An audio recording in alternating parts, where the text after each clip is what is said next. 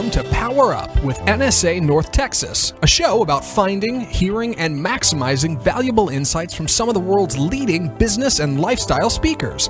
Each week, international keynote speaker and National Speakers Association North Texas Chapter President Betty Coffey sits down with some of the most exciting speakers this side of the globe to hear from these subject matter experts what's making a difference in business today and learn all there is to know about people, profits, and productivity in business from some of the world's best motivators. This is Power Up with NSA North Texas. And now, here's your host, Betty Coffey. Hi everyone, I'm Betty Coffey, the host and president of our NSA North Texas chapter.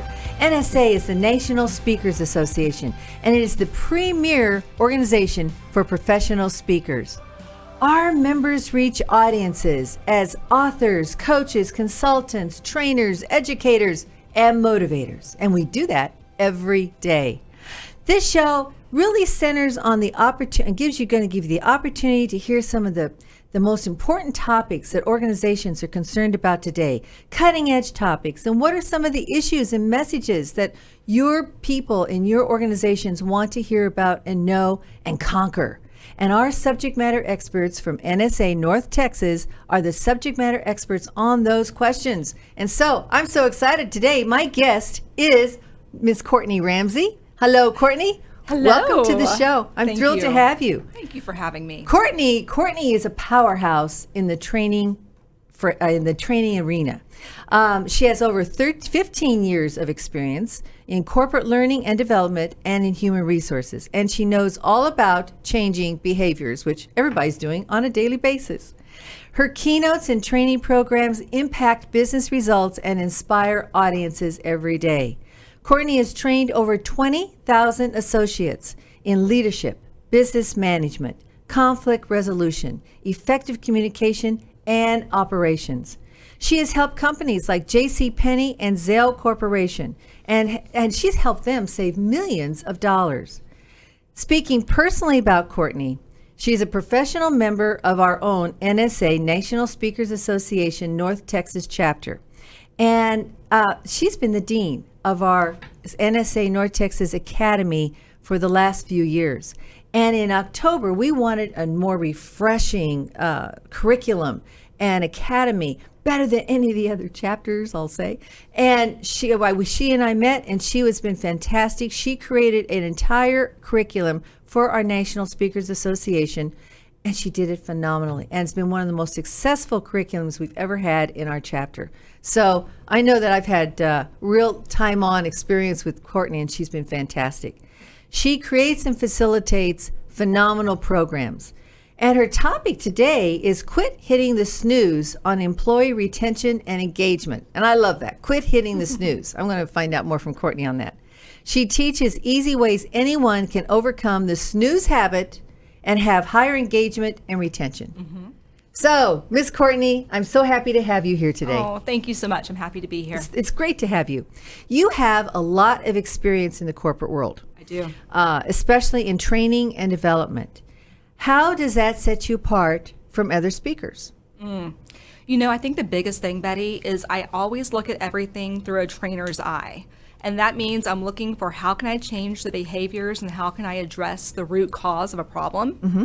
So a lot of times, for example, I have a current client who came to me and they wanted to completely revise their client experience training.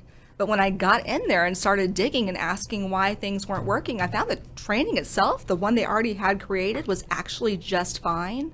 The problem was no one was holding the people accountable to that training. Accountability. No one was reinforcing it. Right. So sometimes it's actually not the training that's a problem. We like to throw training at things and like say, training's going to fix it all. Sometimes the training's not the problem. It's really the accountability measures that are or are not behind it. So I always look at it with that dig deep, ask why eye, and I always focus on changing behaviors versus just talking about the why. You know, we talk about why a lot. Yeah, why exactly. is something so important? Exactly. I talked about how do you actually do it. The how is the most important part for me personally.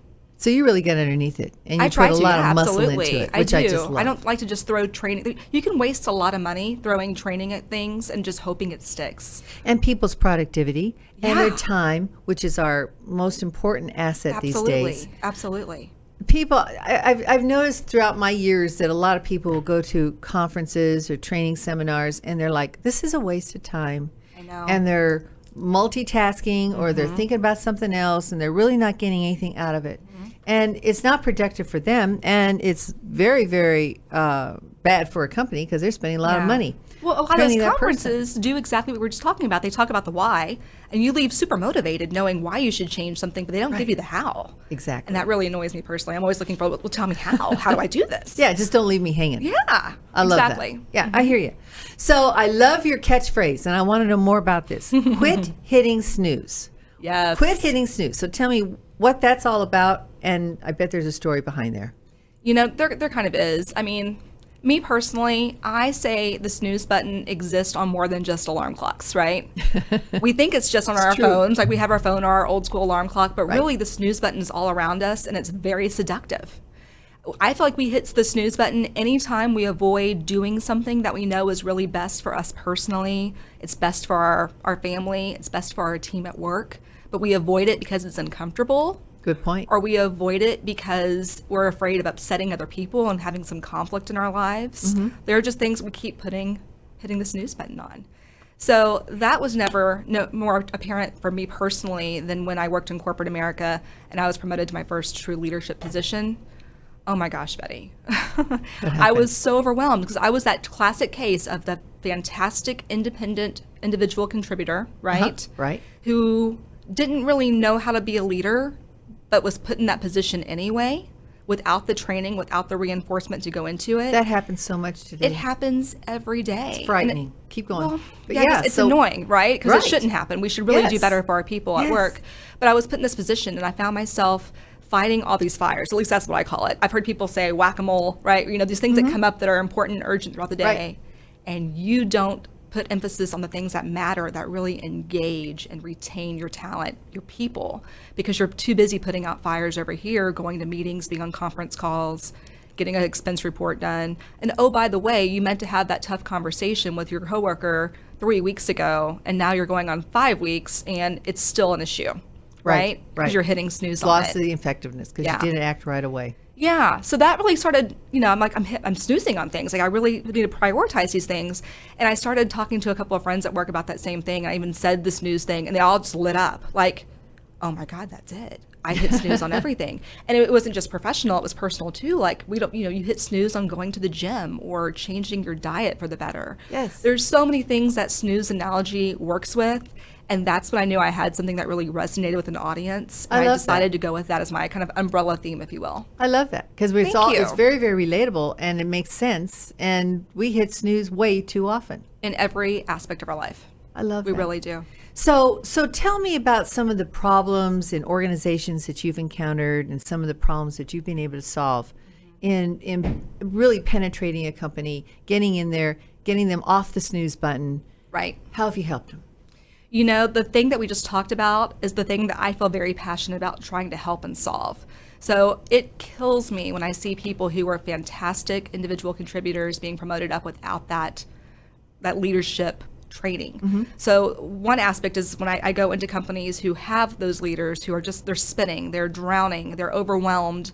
And I go in and either through usually a keynote or a training program, I give them some quick skills they can put into place immediately that will really help them further engage their team and be a better leader for their people.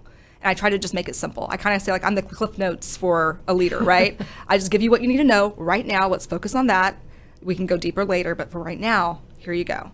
The other time I would go into a client, and the other problem I helped solve is when you have a lot of people and you are doing the right thing for them. You are focusing on giving them the skills they need before they need them. Yes. So for example, I'm talking to a client right now. They have a group of 10 high potential employees. These are like the golden kids of this company. Fairly young, but not all of them. And they want to make sure that when these leadership positions come available, they can actually consider their internal talent, despite the fact they don't technically have leadership experience. They're bringing me in to put together a year-long training program. I love that. It's proactive. Yeah, I they're love being it. Thinking proactive. Ahead, being proactive. Exactly. Love it. So we're going to talk about ways, those basic leadership skills, and then I'm going to challenge them to go back into their team and actually put those skills into play. So they do have some experience before they have to do it for a team. I love that. I love that Thank idea. you. It's unique, it's innovative, and most importantly, it's proactive. Yes, and very few companies are on board with that.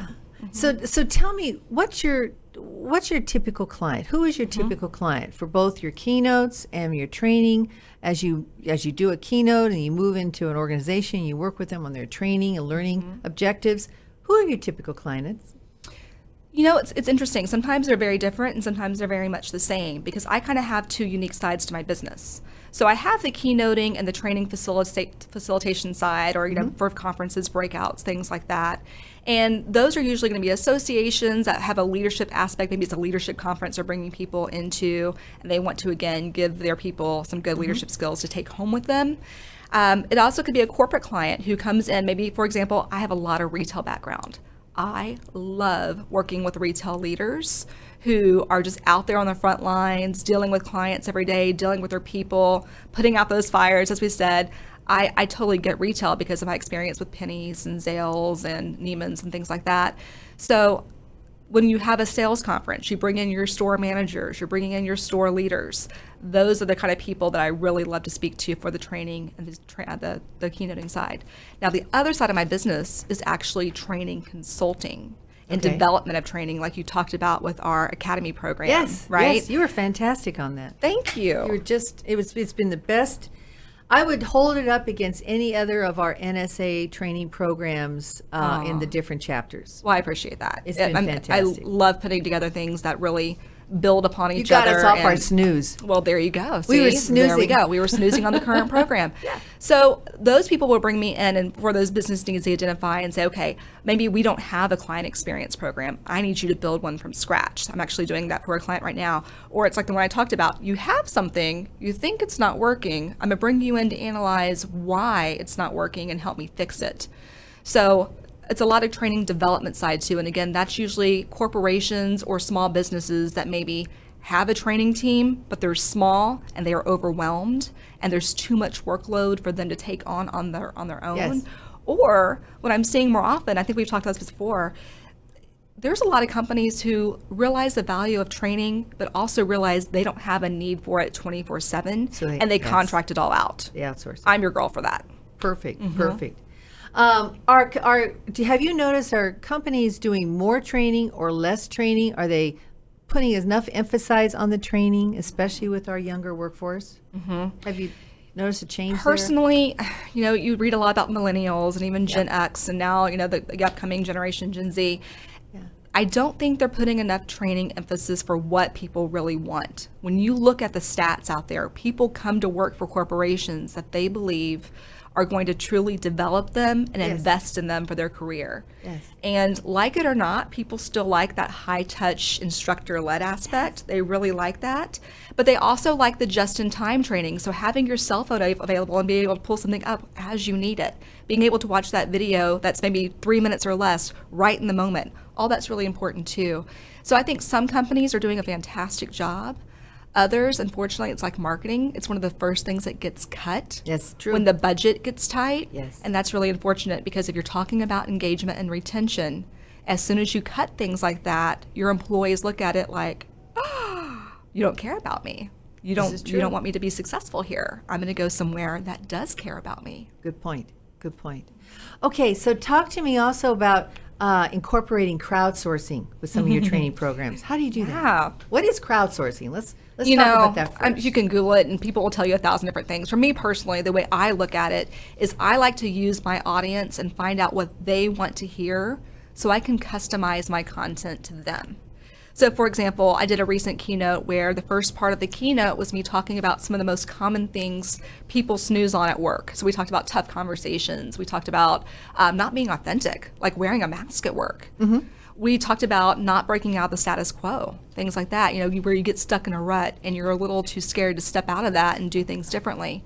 At the end of that keynote, I used a polling system on their phones to find out from the audience, which one of these do you want to hear more about? Which one do you want to take a deeper dive into? That's a great idea. And they got to choose it. And then we started getting into the how. So the first part was more about the why. Why do we do these things? Then we got to do a deeper dive into how. So they got to leave that conference knowing at least 3 strategies they could go back home and implement as soon as they walked into their office door the next day. I love it. Your approach is so strategic, so detailed, so customized to the client. Yeah. It's interesting. You don't get that anymore as much. Well, I love what you're doing. It takes being in more this time. world. It's a heck of a lot of work, too. That's what I was going to say. Yeah. You know, this world, a lot of speakers will have the speech. They might customize part of it, but they're not prepared to customize all of it. I do think I'm a little different in that way. That's wonderful. So what kind of, we talked about this, you put a lot of effort into it, you do a lot of research, you tailor, you customize, and then talk to me about what you leave the audience with. I like to, again, going back to what they take away, to me personally, it needs to be something that's more than just theory. This is a how-to. So for example, it might be a conversation starter. It might be a way, like literally, I'm going to give you a sentence and something to say in your first 10 seconds of trying to start having a tough conversation for you to have a better reaction from the person that you're speaking to, and also lay kind of the right foundation. So it might be something as specific as a conversation starter. It might be something that's a tool to use at home, a job aid they can use. A lot of times we get really customized in building a plan of action, especially in breakout sessions. We'll go through and we will take some time to really think through, using the resources in the room and what you learn in that class.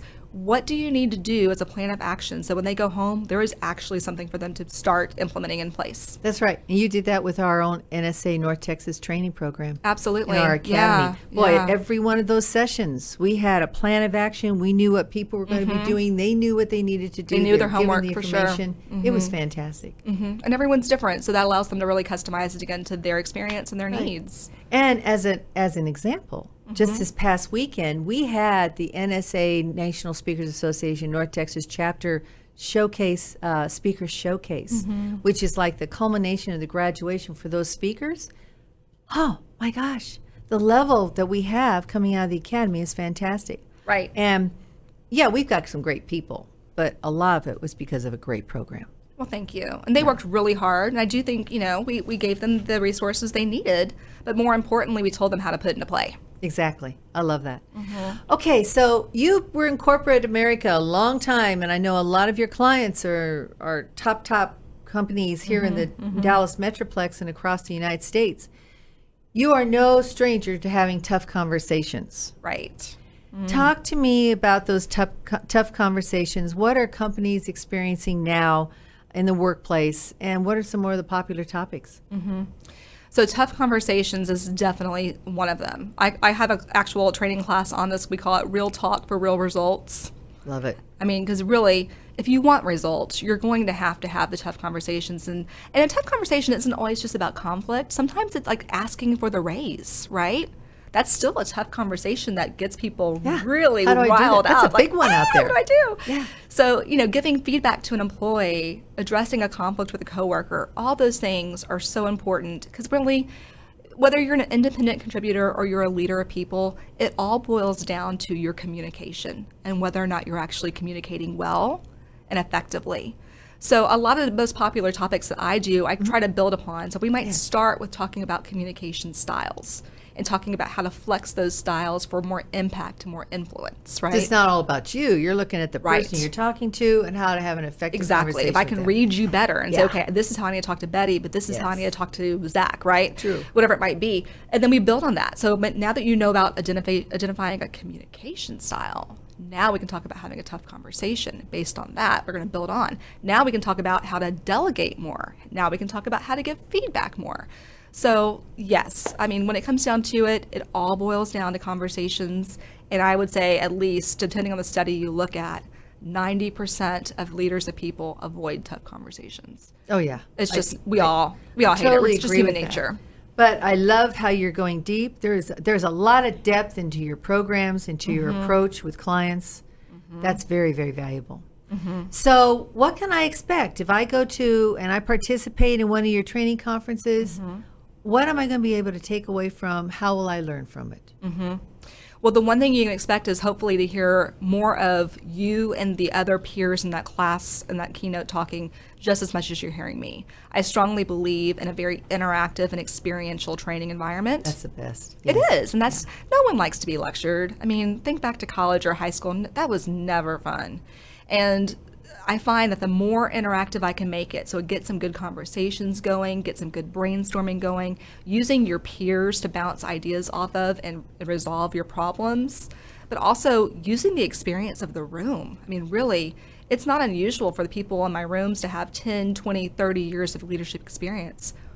Why would I not place a lot of value on that and have everyone contribute to the outcomes of that class? Yes.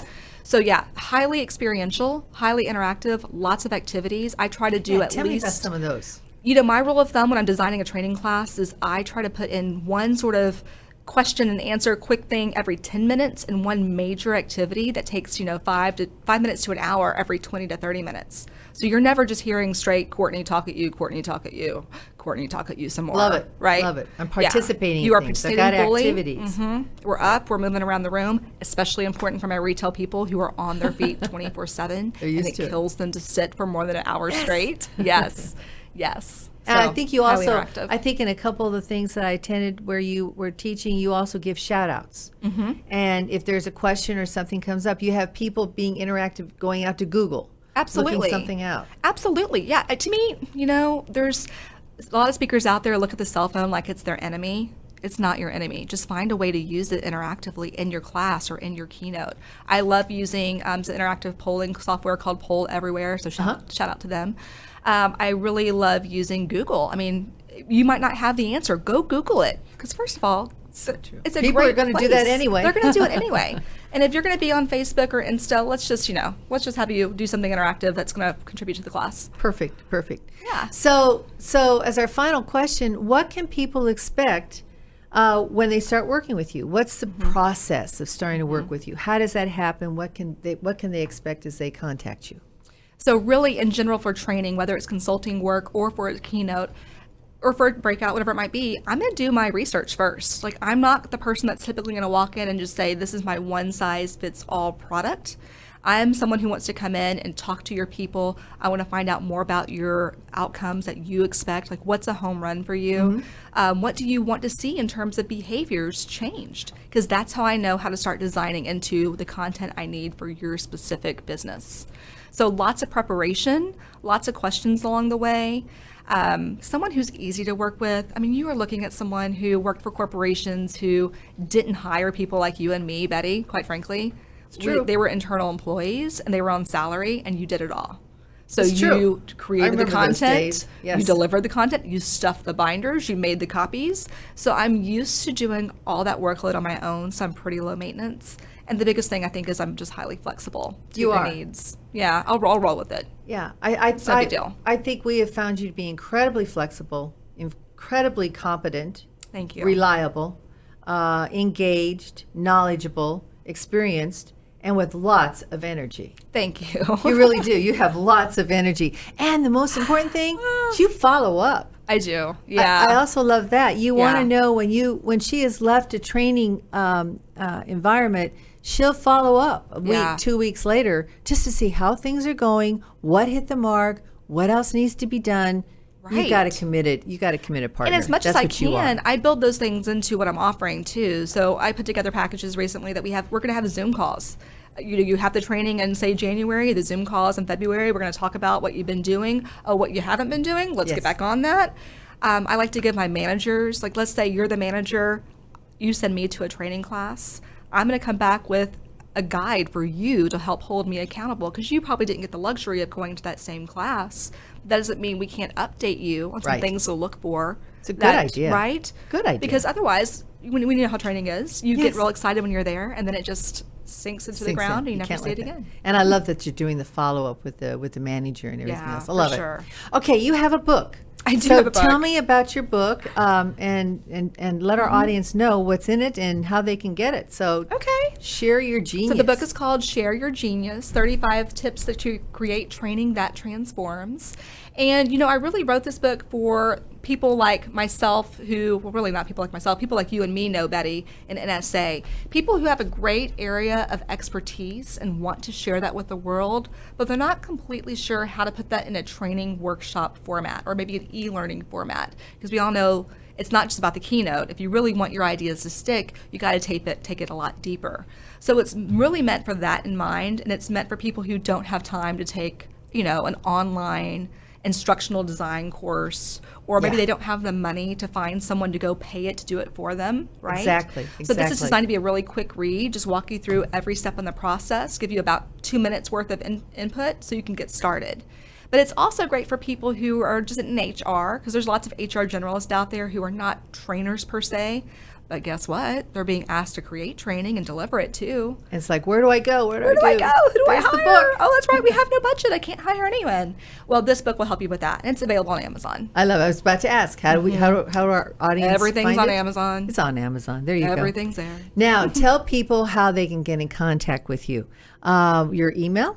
Yes. So my website actually is CourtneyRamseySpeaks.com, and my email is just an extension of that. So Courtney@CourtneyRamseySpeaks.com. And your phone number, please. Yes, call me. If you like the phone, call me. 469-438-8844. You just made a comment. If you like the phone. Isn't it interesting dealing with all the different generations out there, what they want, what they're used to, and everything else? Yes, and you it have is. to really be very accommodating for that in training, don't you? You do. And sometimes you are in a class and you realize things aren't sticking and you're kind of getting the blank stares. You have to flex, you got to spin, and you got to just do it differently. And to your point, that's kind of why I always say, if we're going to start with a training class, let's start with communication styles, because it really all comes down to flexing to the That's so person's true. needs. Right. And you've got 4 different generations out there. And you've got soon to be 4 5. different people. People change their learning abilities depending upon their generation and how they intake information. So I love that. I love that. It's true. That's my cell phone. So if you want to text me, that's fine too. Okay, so what was that number again? 469-438-8844. Okay. And Courtney, if you want to leave our audience with some great words of wisdom for them to take away from this podcast today, what would those words be? Tell me what those are. You know what I'm going to say, Betty, right? I'd have to say quit hitting snooze. Absolutely. Get rid of the snooze. And whatever, most of the time when I say quit hitting snooze, people are, something comes to mind, right? There's something like, oh yeah, she's talking to me on this thing. You know what it is you have to do. Now, when it comes to engaging and retaining your talent at work, know that even though there are different generations in the workplace and we are different to a degree, still at our heart, at our central core, we all want the same things. We all want to feel like our manager believes in us and will partner with us. Yes. We want them to invest in our future and believe that we have the ability to move up. We want, someone who is going to help us work towards the greater good and contribute to something bigger. So find out what that thing is for your employees, because that's the stuff you can't snooze on with them. You've got to find out what makes them tick, what's important to them, do it as a leader, and that's how you're going to get them more productive, higher engaged, and they're going to stay around. They're going to be retained. I love it. Okay, I'm going to go home, and with a nice big hammer, I'm going to hit my snooze button. Oh, you know what? Yes. That would make me so happy. If you could videotape that for me, that would be great. Videotape it. Well, I've gotten in a little bit of habit of saying, okay, Alexa, wake me up at, whatever, and then 5 more minutes. Give me a second wake-up call. Give me a third wake-up call. Oh, you have That's a bad little habit. Yeah, so the backups. I've got to get out of that habit, and this is a great example of that. Yeah. Just stop postponing it. Stop procrastinating. Hit that snooze button and get with it. Got to get with it. Put your feet on the floor. Move. It's been so fun to have you as my guest today. Thank you, Betty. Thank you. It was a good Thank you time. so much. And thank you, our audience, for tuning in and listening to National Speakers Association Power Up. And that's what I want you to do today. Hit the snooze. Forget the snooze. That's and right. Power up to be better, to be faster, to be stronger. Thank you for joining us. Have a great day. Great job. Thanks for listening to Power Up with NSA North Texas. To find out more about today's guest or NSA North Texas, visit www.speaker.org. To find out more about Power Up, visit our Facebook page at www.facebook.com/groups/NSA North Texas. And to find out more about Betty, visit www.bettycoffeepresents.com.